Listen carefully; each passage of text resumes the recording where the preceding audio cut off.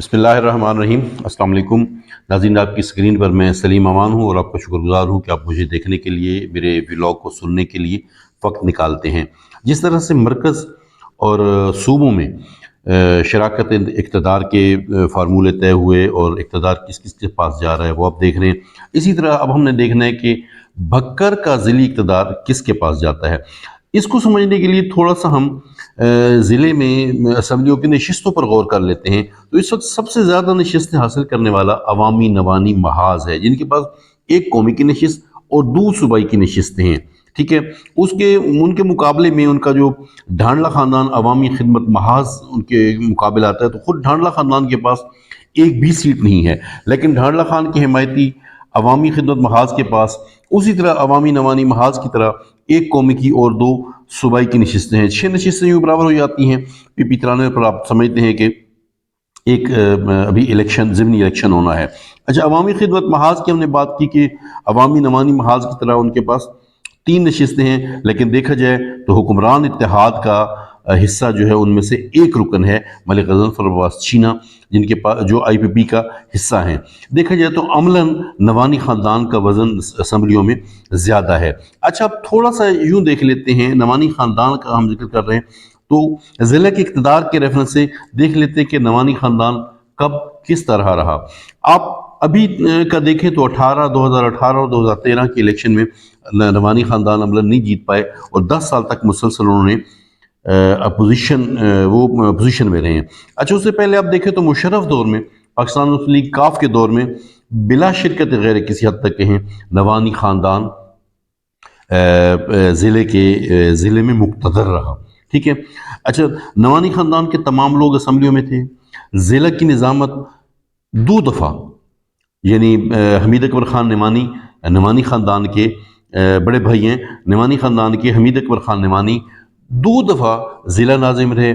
اسی طرح حالیہ جو صوبائی اسمبلی کے ممبر ہیں احمد نواز خان نعمانی، حمید اکبر خان نعمانی کے بیٹے ہیں، وہ بھی چیئرمین ضلع کونسل رہے۔ تحصیل نظامتیں نعمانی خاندان کے پاس نہیں۔ اس طرح سے مشرف کے دور میں، مسلم لیگ کاف کے دور میں نعمانی خاندان پورے ضلع کا مقتدر رہا۔ 2013 میں اگرچہ پاکستان مسلم لیگ نون کے ساتھ ان کے ٹکٹ بھی تھے، لیکن نااہل ہو گئے تھے نعمانی خاندان۔ اس طرح سے ڈھانڈلہ خاندان 2013 میں حکمران رہا۔ 2018 کی بات کریں تو 2018 میں ایسے کہہ لیں کہ انتخابات کے بعد ضلع کو 50-50 کر دیا گیا تھا۔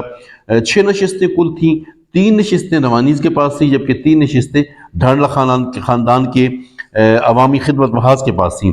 بھکر کی قومی اسمبلی کی نشست افضل خان ڈھانڈلہ کے پاس تھی۔ بھکر کی صوبائی اسمبلی کی نشست عامر ناج شہانی اس وقت عوامی خدمت محاذ میں تھے، ان کے پاس تھی، جبکہ منکیرہ سے ملک غضنفر عباس چینا، یہ 3 نشستیں عوامی خدمت محاذ کے پاس تھیں۔ اب اگر آ جائیں تو کلور کوٹ اور دریا خان کی جو قومی اسمبلی کی نشست تھی وہ ثناء اللہ خان مستی خیل اس وقت عوامی نوانی محاذ کے ساتھ تھے، ان کے پاس تھی۔ دریا خان سے صوبائی اسمبلی کی نشست سید اکبر خان نعمانی جو عوامی نوانی محاذ سے ہیں ان کے پاس تھی، جبکہ کلور کوٹ سے امیر محمد خان حسن خیل یہ نشست ان کے پاس تھی۔ اس طرح سے آپ یوں کہہ لیں کہ دریا خان اور کلور کوٹ کی قومی اور صوبائی اسمبلی نشستیں نوانیز کے پاس تھیں، جبکہ بھکر اور منکیرہ کی قومی اور صوبائی اسمبلی کی نشستیں ڈھانڈلہ خاندان کے پاس تھیں۔ اچھا، اس کے بعد آپ دیکھیں تو ثناء اللہ خان اور احمد حسن خان یہ نعمانی خاندان سے منحرف ہو گئے۔ نعمانی خاندان کے پاس 2018 کے الیکشن میں ایک نشست سید اکبر خان نعمانی کی رہے گی، لیکن بعد میں کیا ہوا کہ وزیر اعلیٰ پنجاب کے عدم اعتماد پہ سید اکبر خان نعمانی ان 25 لوگوں میں تھے جو پی ٹی آئی سے منحرف ہو گئے تھے۔ تو یہاں پہ 17 جولائی کو جو ضمنی الیکشن ہوا تھا اس میں Syed Akbar Khan Nomani P T I کے عرفان اللہ کے ہاتھوں ہار گئے تھے۔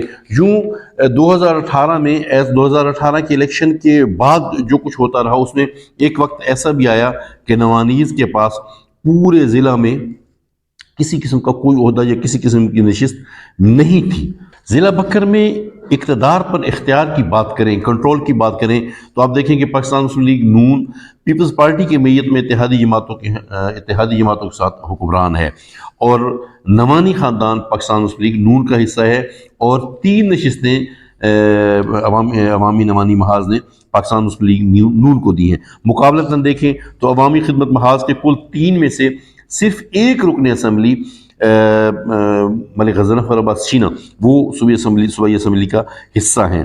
اب باقی جو سیاسی لوگ ہیں ان کی بات کریں، ثناء اللہ خان مسیح خیل اور امیر محمد خان حسن خیل، ان کی جماعت بھی اور وہ خود بھی اپوزیشن کا شکار ہیں، اپوزیشن میں ہیں اور مشکل کا شکار ہیں۔ رفاع اللہ خان نیازی الیکشن نہیں جیت پائے، عبد المجید خان خنان خیل الیکشن نہیں جیت پائے۔ نوانی خاندان کے مقابل ڈھانڈلا خاندان کے پاس کسی قسم کی کوئی نشست یا کوئی سیٹ نہیں ہے۔ اس وقت تک اگر دیکھا جائے تو نوانی خاندان مشرف دور کی طرح ضلع کے اقتدار پر مکمل کنٹرول اور اختیار رکھتا ہے، اور آپ یہ بھی جانتے ہیں کہ صوبائی اسمبلی جو صوبائی حکومت ہے وہ بھی یقیناً انہی لوگوں کو سپورٹ کرتی ہے اقتدار کے لیے، اقتدار پر اختیار اور کنٹرول کے لیے، جن کے پاس نشستیں زیادہ ہوتی ہیں۔ بہت شکریہ، السلام علیکم۔